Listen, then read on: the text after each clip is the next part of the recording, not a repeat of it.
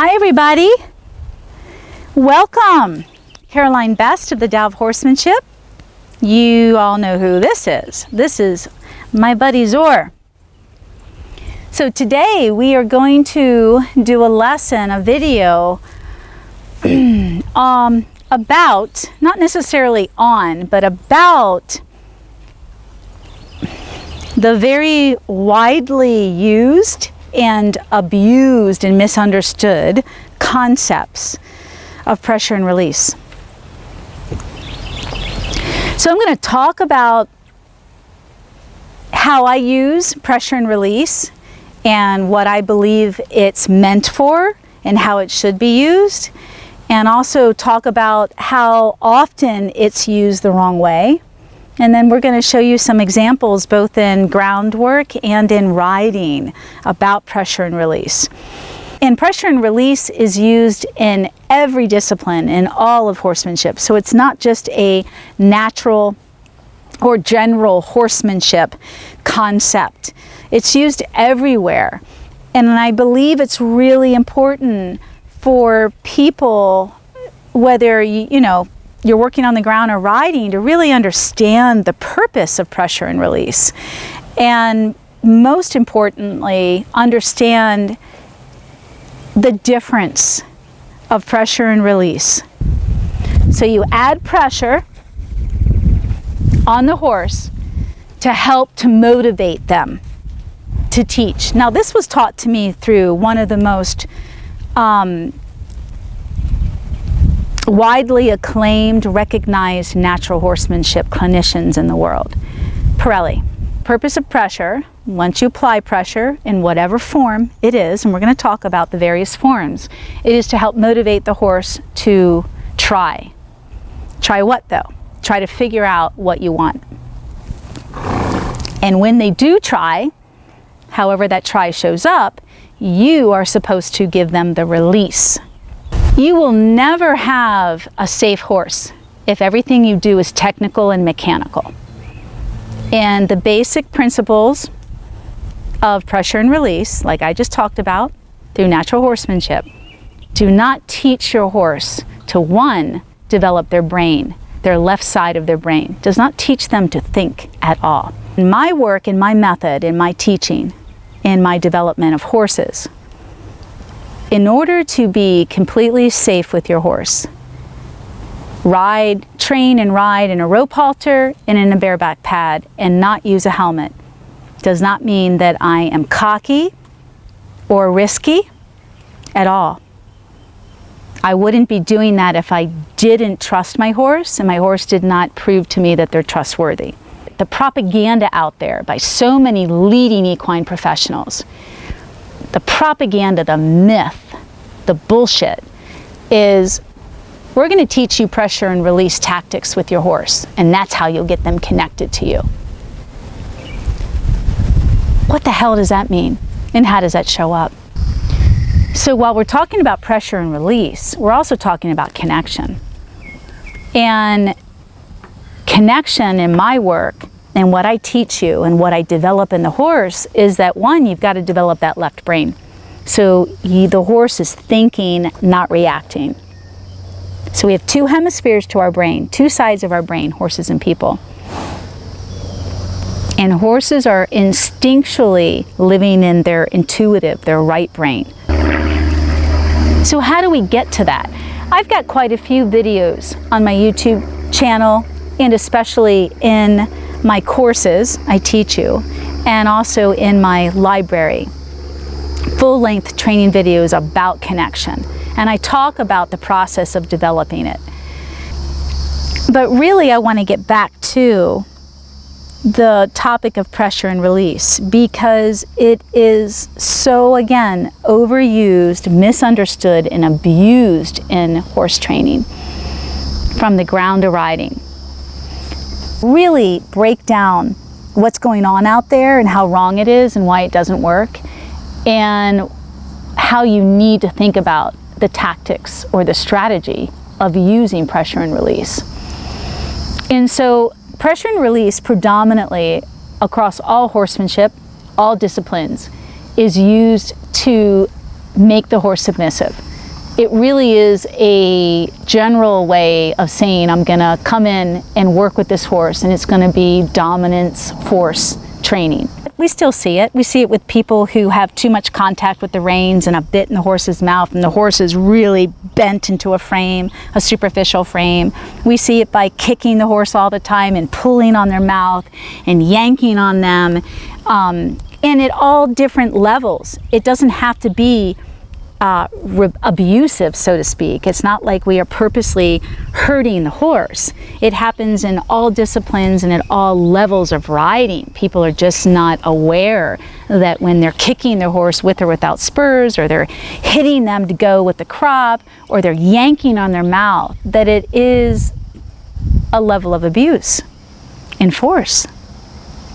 And it doesn't have to be that way. So you're not really teaching the horse anything but to look for the release. And a lot of times what you teach is a horse to avoid you. Avoid you by being super light or super responsive to yields or leg yields or pressure, and assuming, like you create a horse that assumes and anticipates things before you ask them because they're afraid. They're afraid of either being overcorrected, punishment, or the fact that you are forcing them. Because if they don't comply, you're going to give them a lot of pressure. You're creating a mechanical conditioned response. A mechanical conditioned response. And that's what I refer to, especially in a lot of the natural horsemanship, liberty or lunging, where the horse is going around the person. There's no connection. The person just stands there. Oh, look at me. The horse is going around me. And I'm not even looking at the horse. But the horse is with me. They haven't left me, but they're going around me at a walk, trot, and canter. And they're like robots. Pressure's not an ugly thing anymore. Pressure's life. If it's done correctly, we all have pressure, but we must not fear it. We must not be scared of it. But it's not your basic pressure and release that you're all taught. It's done very differently, and it has huge purpose, and always about the horse and what's in the best interest of the horse. And in that particular case, it's all about triggers, and I can't teach a triggered horse, a worried horse, a defensive horse, anything if they don't feel safe. Sure, I'll use the basic concepts of pressure and release to help motivate the try, to help them think though, to think. So I have specific exercises that are, whether they're ground exercises or riding exercises, they're all specifically designed to be a container, a structure in which you and the horse, you can teach and the horse can learn. The more transparent they are, the more flighty they are, the more spooky they are, the more reactive they are, the easier it is to read. And the easier it is to fix. Honestly, it's just you guys aren't being taught about that, because most of your horses are passive by nature. Horses as a species are passive by nature, as a species in general. They don't like confrontation. They're very non-linear thinkers. They're always looking for a way out or away from perceived danger or threat or anything that's uncomfortable. They want to get away from it. Look how ass backwards or backwards it is with our training out there. I'm the one that gets all these damaged horses. 99% of them are horrible in the round pen, horrible on the lunge, tight and bracing and defensive under saddle, even though they look like they're in this beautiful frame, but there is no true collection. But predominantly, the groundwork has just been destroyed through this concept, principle, and tactic of pressure and release. If I have a new horse and I want to teach them, and I'll use Zor as an example, even though he's not a new horse, he's also dominant and lazy, so he'll be perfect. He's not stubborn. Stubborn's very different than lazy and dominant. But Zor, I'm going to ask him in the middle, and if I'm going to teach him how to back up, I have building blocks I have a whole method and curriculum to teaching this particular exercise of backing away from me, and I'm going to use pressure, and then I'm going to release the pressure with the combination of the reward to teach him that that was exactly what I wanted, and also to thank him for trying. Relationship is what makes them feel emotionally secure. And like most of the propaganda out there, when they talk about the hierarchy of needs, like Dr. Miller and Pirelli, they say safety is number one for horses. Well, yes, in the wild it is. There's a lot to say about safety in large numbers and in a herd. But when we domesticate them and it's just us, this is the herd right now, or that's the herd. Can you film that real quick? This is my life with my horses and my people. They love to be with us. This isn't a technique. They could go out in the 10 acres where there's a few of them out there behind my horse trailer. But they love the way this feels. So getting back to safety in numbers, yes, there is a lot to be said that is very true with wild horses, not your domesticated horses. So come on, Biggs. Let's show them some healthy applications of pressure. Here's pressure right here, and release.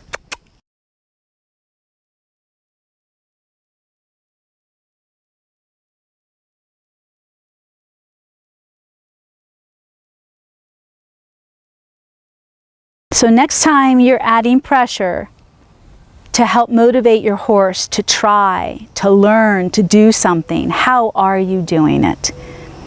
Is what matters. How are you doing it? And what is the desired outcome that you are searching for and looking for? Really be clear about that. How do you want that to show up? Thank you. I look forward to your comments. May you always be one with your horse.